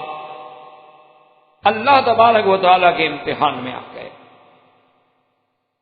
کیونکہ یہ قاعدہ ہے کہ جتنی شان بڑی ہوتی ہے نا اتنے امتحان بھی بڑے ہوتے ہیں۔ ویسے بھی ایک یعنی فطری بات ہے کہ آپ اگر کسی پرائمری کے طالب علم سے سوال پوچھیں گے تو اس کی حیثیت کا ہی پوچھیں گے نا، لیکن جب آپ کسی پی ایچ ڈی کسی اسکالر کے سامنے بات رکھیں گے تو اس کے پیمانے کی بات رکھیں۔ تو اللہ کا بھی یہ نظام ہے کہ جب وہ کسی کو، حتیٰ کے بعد روایات میں یہ بھی آتا ہے کہ جو بندہ دین میں جتنا مضبوط ہوتا ہے اتنا اس پہ زیادہ مصیبتیں آ جاتی، اسی پر پریشانیاں آ جاتی۔ اور جو بندے دین سے نعوذ باللہ دور ہوتے ہیں وہ الٹا محفوظ ہوتے ہیں، ان پر کوئی دنیا میں ابتلا آتے ہی نہیں، بڑے خوش، سب ٹھیک۔ یہ اللہ کا نظام ہے۔ اس کی وجہ یہ ہے کہ اللہ اپنے بندوں کو اس حال میں موت دینا چاہتے ہیں کہ اس پر کوئی گناہ ہے، کوئی خطا ہے تو یہی کفارہ ہو جائے، تکلیف دے دیں، بیماری دے دیں، پریشانی دے دیں، تاکہ جب میری دربار میں آئے تو نقی اور صاف ہو گیا۔ اور جو بندے اللہ سے دور ہیں ان کی اللہ کو کوئی ضرورت نہیں، پاک کرنے کی کیا ضرورت ہے؟ آپ اپنے گھر میں دیکھ لیں، اگر ایک ایسا کپڑا ہو جس کی قیمت نہ ہو اور میلا ہو چکا ہو تو آپ اگر گھر والوں سے کہیں تو لوگ کہیں چھوڑے جی اب اس کو کیا دھونا ہے، بس اس میں کیا باقی رہ گیا کہ اس کو دھوئیں، پھینک دیتے ہیں، ختم۔ لیکن اگر آپ کے کسی قیمتی کپڑے پہ داغ لگ جائے تو آپ کہتے ہیں ٹھہرے اس کو تو میں ڈرائی کلین پہ لے جاؤں گا، ایسا نہ ہو کہ آپ کے دھلنے سے اور خراب ہو جائے کپڑا، اس کو تو ہم پیٹرول سے دھلوائیں گے، اس کو تو ہم جناب گیس سے دھلوائیں گے، اس کو تو ہم یہ کریں گے، اتنا قیمتی کپڑا ہے ضائع نہ ہو جائے، آپ اس کو نہیں دھونا۔ تو اللہ کے ہاں بھی جو قیمتی لوگ ہوتے ہیں ان کو رگڑا لگتا ہے، اللہ کے ہاں بھی جو لوگ اس کے محبوب ہوتے ہیں، پیارے ہوتے ہیں، اسی کو آزماتے ہیں۔ غیر متعلق آدمی کو کون آزماتا؟ تو اس لیے اللہ تبارک و تعالیٰ کے بندوں پہ بڑے بڑے امتحان ہوتے ہیں۔ آج کل بھی ایک پیر ہیں کراچی میں، اور میں ان کو جانتا بھی ہوں، تو اس کا جناب پیری عجیب ہے۔ وہ جو بندہ اس کے پاس مرید ہونے کے لیے جاتا ہے، چونکہ اس کا بہت بڑا مقصد ہے کہ ایک نظم ہے، ایک نیٹ ورک ہے، لوگ ہیں آگے اس کی باتوں کو پہنچانے والے، اس کی طرف لوگوں کو راغب کرنے والے، پھر وہ رسائل میں، اخبارات میں بڑا کچھ لکھتا ہے اور بڑی عجیب عجیب باتیں ہوتی ہیں بہرحال۔ تو وہاں باقاعدہ ہال ہیں، وہاں ڈھیرا کر کے پھر عجیب عجیب عبادات مختلف طریقوں سے کرائی جاتی ہیں، بڑا یعنی اس نے ایک سلسلہ اپنا بنایا ہوا ہے۔ تو اس کے پاس جب لوگ جاتے ہیں، اس کے پاس متاثر ہوتے ہیں، اور وہ علم نجوم کا بادشاہ ہے، اس لیے وہ عام آدمی تو اس کی ایک مجلسی برداشت نہیں کر سکتا، وہ سمجھتا ہے کہ صاحب تو بہت پہنچے ہوئے، اس کو تو بس آپ نام بتا دیں، وہ ایک سیکنڈ میں آپ کی ہسٹری نکال کے رکھ دیں۔ تو اس کے پاس جو لوگ بیعت ہونے کے لیے جاتے ہیں، تو پہلی بات یہی کرتے ہیں، کہتے ہیں دیکھو بات سنو، کوئی نماز شماز آئندہ پڑھنے کی ضرورت نہیں، بس کبھی جبھی موقع شوقع مل جائے تو پڑھ لیا کرو، کوئی ایسی پابندی شبندی کی ضرورت نہیں ہے۔ اور یہ کیا تم نے یار سلوار قمیص اور یہ چادر لنگی پرانے کپڑے سٹ شٹ پہنو ٹھیک ٹھاک، داڑھی ہو تو کہ یار یہ کیا تم نے کیا، شیو کراؤ، میرا مرید بننا ہے تو میری بات پہ چلنا ہے۔ اچھا، اور لوگ جو ہیں جناب وہ کہتے ہیں ہم بڑی پریشانی میں جاتے ہیں، اس کے کہنے پہ چلتے ہیں، 8-10 دن میں ہماری پریشانیاں ختم ہو جاتی، کیونکہ جب ایمان ہی نہ رہا تو پریشانیاں تو خود بخود ختم ہو جانی ہیں۔ جب وہ اسلام سے دور کر دیتا ہے، امتحان ختم ہو جاتا ہے۔ امتحان تو ہو اس وقت تک رہا تھا جب ہم اللہ کے بننا چاہ رہے، جب ہم نے اللہ سے اپنا ناطہ ہی توڑ لیا تو جائیں جہنم میں کہیں دفعہ، ہمیں کیا ضرورت ہے اس کو پاک صاف کرنے کی؟ لوگ سمجھتے ہیں ہمارا کام ہو گیا، مرشد نے ہمارا مسئلہ حل کر دیا۔ تو اس لیے ہمیشہ یاد رکھیں کہ جتنا ذات اور شان بڑی ہوتی ہے، امتحان بڑے ہوتے ہیں۔ اب اس میں مختلف روایات، ایک روایت تو یہ نقل کی گئی ہے کتب متقدمہ سے کہ ابلیس لعین نے اللہ تبارک و تعالیٰ سے درخواست کی کہ مولا، یہ آپ کا بندہ ہے ایوب علیہ السلام، بڑا شکر گزار، بڑا عابد، بڑا زاہد، یہ آپ کا شکر کیوں نہ کرے؟ آپ نے اس کو عزت دی، اقتدار دیا، دولت دی، بچے دیے، بیٹے بیٹیاں دی، مال دیا ہے، کون سی نعمت ہے جس کے پاس نہیں ہے؟ اس کے بعد اگر یہ آپ کا شکر کر رہا ہے تو کوئی کمال ہے؟ شکر تو تب ہو اس سے سب کو چھین لو، میں دیکھوں پھر آپ کو یاد بھی کرتا ہے۔ اللہ نے حکم دیا کہ ٹھیک ہے، ہم اپنے بندے کو آزماتے ہیں، تمہیں ہم تصرف دیتے ہیں کہ جاؤ کرو۔ تو اس نے جناب سب سے پہلے تو یہ کیا کہ حضرت کا جو مال تھا نا جی، اس کو آ کے تباہ کر دیا، اور ایک انسانی شکل میں، ایک عام بندے کی شکل میں اطلاع بھی دے دی کہ حضرت آپ کا جتنے مال، مویشی، گھوڑے، بکرے، خیل، بغال، سب کے سب جل گئے۔ تو حضرت ایوب علیہ السلام نے فوراً کہا کہ الحمدللہ، اللہ تیرا شکر ہے، تو نے یہ نعمتیں مجھے دی تھی، اور اگر تو نے مجھ سے چھین لی ہیں تو تیری اسی میں حکمت ہے کہ جتنا ٹائم میں ان جانوروں کا مال کی خبر گیری میں لگاتا تھا اتنا اور تیری یاد کروں گا۔ چلو الحمدللہ، ایک کام سے تو فارغ ہو گیا۔ اب اس نے جناب دوبارہ یہ حملہ کیا کہ آپ کا پورا اہل و عیال جو تھا وہ ایک مکان میں بیٹھے تھے، اور ایک پارٹی تھی، دعوت تھی، کھانے پہ سب کٹھے تھے، اس نے اوپر سے چھت گرائی، سارے کے سارے بیوی بچے عیال یکدم ایک منٹ میں سب۔ اور یہ کوئی معمولی حادثہ تو نہیں ہوتا کہ ایک انسان کے گھر کے تمام افراد جو ہیں وہ ایک ہی حادثے میں، ایک ہی وقت میں اور ایک ہی منٹ میں سب کے سب ختم ہو جائیں۔ یہ ہنستے ہوئے آپ دیکھ رہے ہیں لاشیں اٹھا کے آ رہے ہیں۔ حضرت ایوب علیہ السلام کو جب اطلاع ملی تو آپ نے کہا انا للہ و انا الیہ راجعون، الحمدللہ، اللہ اس میں بھی تیری حکمتیں ہیں شاید میرا وقت جو گھر کی یاد میں اور بچوں کی یاد میں گزرتا تھا وہ اب تیری یاد میں گزرے گا، الحمدللہ ہم اور تیرا ذکر بڑھا دیں گے۔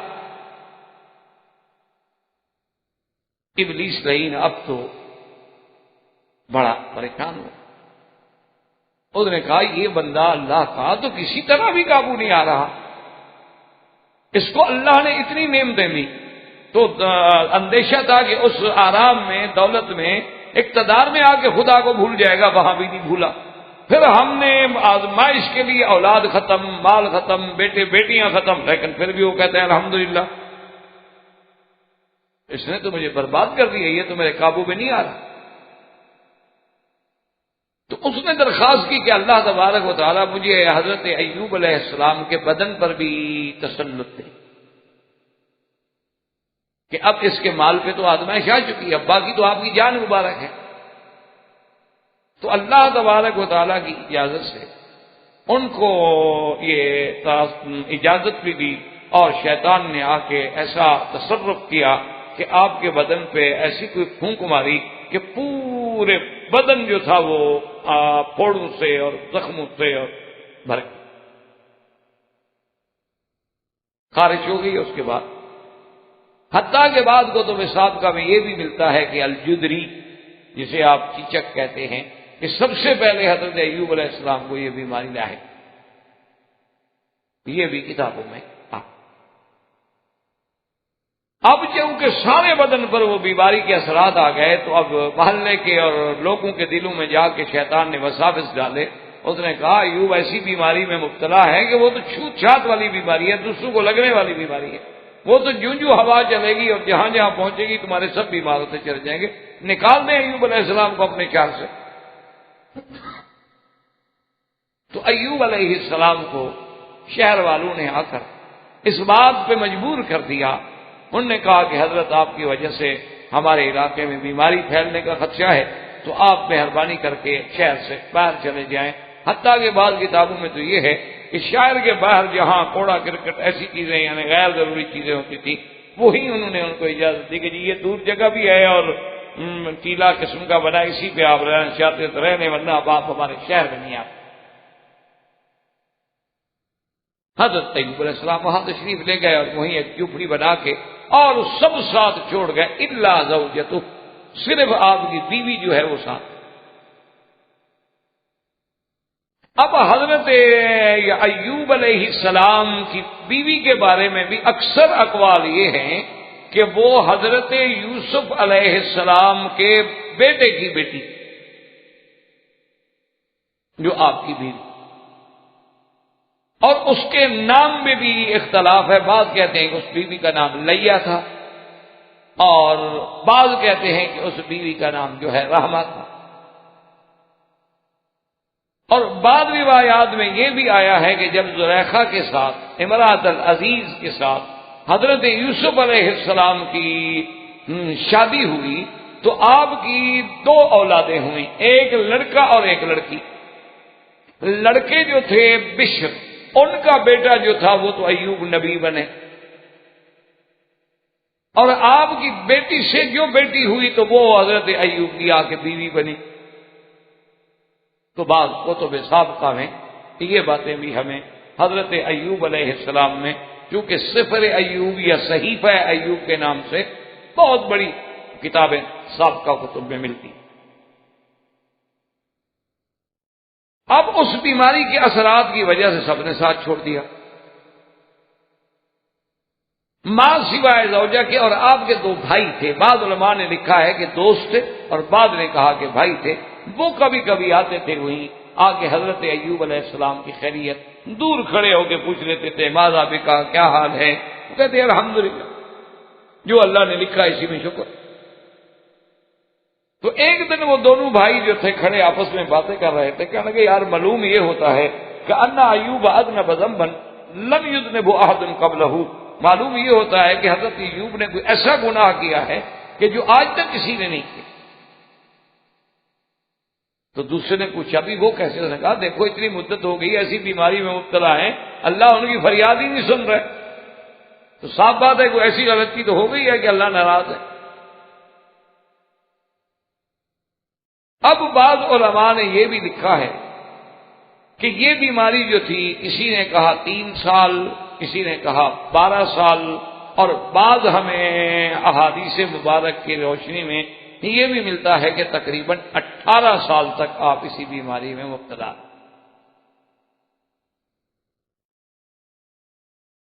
اب نتیجہ یہ ہوا کہ کوئی ذریعہ معاشری، تو آپ کی بیوی جو تھی وہ جا کر اس شہر میں مزدوری کرتی، اور جو کچھ کھانے کے لیے مل جاتا وہ بیچاری کھانا اٹھا کے لے آتی، اس کو حضرت ایوب علیہ السلام کو بھی پیش کرتی اور آپ بھی کھاتی، اور اسی جھوپڑی میں اللہ تبارک و تعالیٰ کا سب شکر کر کے سو جاتی۔ تو اب سنا کہ شیطان نے پھر لوگوں کے دلوں میں وسوسہ ڈالا، انہوں نے کہا یہ تو تم نے اچھا کیا کہ آپ کو حضرت ایوب علیہ السلام کو شہر سے دور کر دیا، لیکن ایوب علیہ السلام کی بیوی جو ان کے ساتھ رہتی ہے، رات کو وہیں رہتی ہے، 24 گھنٹے ہوئی رہتی ہے، وہ تو آتی ہے آپ لوگوں کے شہر میں آ کے کام کرتی ہے، اسی سے بھی بیماری پھیل سکتی، تو ان کی بیوی کو بھی روک دو کہ وہ نہ۔ تو اب مختلف گھر والوں نے حضرت ایوب علیہ السلام کی بیوی کو بھی منع کر دیا، جی آپ ہمارے گھر میں آئیں، ہمیں اندیشہ ہے بیماری پھیلنے کا۔ اس نے منع کیا، پھر اس نے منع کیا، پھر اس نے منع کیا، پھر اکثر نے منع کرنا شروع کر دیا، جو بات چل نکلے تو پھر چل نکلتی ہے۔ حتیٰ کہ یہ بھی کتب سابقہ میں موجود ہے کہ ایک دن جب بیوی نے دیکھا کہ اب تو کوئی ذریعہ نہیں ہے کھانے کا، تو انہوں نے ایک لڑکی سے بات کی، نے کہا بیوی تمہارے بال بہت چھوٹے ہیں، تو کہا بیماری کی وجہ سے میرے بال چھوٹے ہیں، کہا کہ اگر تمہیں بال لمبے لا کے دے دوں، ان کو اپنے بالوں کے ساتھ جوڑ دو تو تم مجھے اس کا کچھ معاوضہ دے دو گی؟ اس نے کہا ہاں بال تو تمہارے بہت بڑے ہیں، اگر تم اپنے دے دو تو پھر میں معاوضہ دے دوں گی۔ تو بی بی صاحبہ نے اپنے آدھے بال کاٹ دیتے، اور وہاں سے جو کچھ ملا پھر حضرت ایوب علیہ السلام کی خدمت میں پیش۔ اب 2 روایات ہیں، ایک روایت تو یہ ہے کہ آپ کے بدن مبارک میں وہ جو آہستہ آہستہ خارش بڑھی یا جدری یا چیچک بڑھی، تو اس میں بعض کیڑے بھی پیدا ہوئے۔ اب ان میں سے ایک آپ کی زبان کی طرف جب آیا تو حضرت ایوب رو پڑے، انہوں نے کہا کہ یا اللہ، میں جس تکلیف میں بھی تھا کم از کم میری زبان اور دل اور آنکھیں اور دماغ تو کام کر رہا تھا، آپ کا نام تو لے رہا، اب اگر میری زبان بھی مجروح ہو گئی تو میں تو آپ کے نام سے بھی رک گیا۔ اور بعض علماء فرماتے ہیں کہ نہیں، جب ان 2 بھائیوں نے اعتراض کیا تو ایوب علیہ السلام اللہ کے آگے سجدے کیا، اور اسی اثناء میں ایک دن آپ کی بیوی جا رہی کہ شیطان نے ایک طبیب کی، ایک حکیم کی یا معالج کی شکل اختیار کر کے راستے میں ملا، اور اس نے کہا کہ دیکھو بی بی، تمہارے خاوند کو جو تکلیف ہے نا، میرے پاس دوائیں ہیں، میں دے سکتا ہوں اور بالکل ٹھیک ہو جائیں گے، اور چند دنوں میں ٹھیک ہو۔ آپ ان بستی والوں سے جا کے پوچھ لیں میری طبابت کے بارے میں کہ میں نے جس کو جس بیماری کے لیے بھی دوا دی ہے وہ ٹھیک ہو جاتا ہے۔ انہوں نے کہا طبیب صاحب بات تو ٹھیک ہے، بات یہ ہے کہ میرے پاس کون سے پیسے ہیں کہ میں پیسے دوں آپ کو اور دوائی لے جاؤں، میرے پاس تو کھانے کو بھی نہیں ہے، تو ہم اس علاج اور معالجے کے متحمل کیسے ہو سکتے؟ اس نے کہا کہ یہ کوئی مسئلہ نہیں ہے، صرف اتنی سی بات ہے کہ تم یہ دوا لے جاؤ، اور جب وہ دوا کریں اور دواؤں کے بعد آپ کا شوہر ٹھیک ہو جائے تو پھر تمہیں یہ عقیدہ یہ رکھنا ہوگا کہ اس کو شفا میں نے دی، میرے علاج سے ٹھیک ہوا ہے۔ اور بعض روایات میں یہ ہے کہ اس نے کہا کہ تم ایسا کرو کہ حارث کے نام کی ایک منت بھی ساتھ مان لو، علاج بھی لے جاؤ اور حارث کی منت بھی مان لو۔ اور اس نے کہا عجیب بات بھی ہے طبیب صاحب کے، اور دوائیں تو تم نے مہربانی کر کے ہمیں مفت دے دی، منت مان لے، ہمارے پاس روٹی کھانے کو نہیں، اسی پہ ہم کیا کریں گے؟ منت جو مان لوں، کیا کھلاؤں، کیا پکاؤں، کچھ تو ہو نا دینے کے لیے۔ اس نے کہا یہ بھی کوئی مسئلہ نہیں، ایسا کریں یہ مکھیاں جو اڑ رہی ہیں یہ تو مفت ہیں، ایک مکھی پکڑ کے حارث کے نام پہ تم چڑھا دو، یہ بھی ایک چیز ہے، ایک منت ہی ماننی ہے۔ حارث کو کیا ضرورت ہے تمہاری چیزوں کی، بکرا ہو یا دمبا ہو یا بکری ہو یا مکھی ہو؟ ان کا اچھا یہ تو آسان کام۔ تو دوائیں لے کر اور یہ سارا مشورہ لے کر جب ایوب علیہ السلام کی خدمت میں آئیں اور انہیں آگے بتلایا کہ ایسا ایسا بندہ تھا اور ایسی شکل تھی اور ایسی بڑا ہی کوئی ہمدرد اور بڑا ہی خیر خواہ، اور اس نے یہ دوائیں بھی مفت میں دے دی اور شرط بھی عجیب سی رکھی ہے کہ حارث کے نام کی منت ماننی، میں نے وعدہ کر لیا کہ مانیں گے۔ تو حضرت ایوب علیہ السلام نبی کے جوش میں آ گیا، فرمایا تمہیں پتا ہے حارث کون ہے؟ تو شیطان تھا، تم اللہ کو چھوڑ کے غیر اللہ کی منت مانو گی، یہ تو شرک ہے، اور نبی کی بیوی ہو کر مجھے شرک کا سبق پڑھا رہی ہو۔ لو آفانی اللہ، اگر اللہ نے مجھے صحت دی تو میں تمہاری پشت پہ 100 کوڑا ماروں۔ تو بہرحال ان تمام واقعات کے بعد ویسے تو حضرت ایوب علیہ السلام ہر وقت ہی اللہ سے معافی مانگتے تھے، لیکن پھر طبیعت میں ایسا غم آیا، تضرع آئی، زاری آئی کہ آپ فوراً سجدے میں گرے، اسے کہا یا اللہ ما ارفع رأسی، یا اللہ اب تو میں سجدے سے سر اٹھاؤں گا نہیں حتی یکشف بی غمن، جب تک کہ آپ میری یہ بیماری اب دور نہ فرما دے۔ اب اس مقام پہ آ گیا کہ میرے گھر کے اندر بھی شیطان وساوس ڈال کے میری بیوی کو بھی شرک پر اکساتا ہے۔ تو اب حضرت ایوب علیہ السلام نے اللہ کے دربار میں رونا شروع کی، اور یہ قاعدہ ہے کہ جب یہ تو ٹھیک ہے کہ ہر چیز کا ایک وقت مقرر ہے، لیکن جب آدمی دل سے اللہ کے آگے روتا ہے اور رحمت کی گھڑی بھی نصیب ہو جائے تو پھر دیر نہیں لگتی مشکلات حل ہو۔ احباب کرام، اس کے بعد اب آپ اس مبارک سلسلے کی CD نمبر 16 سماعت فرمائیں۔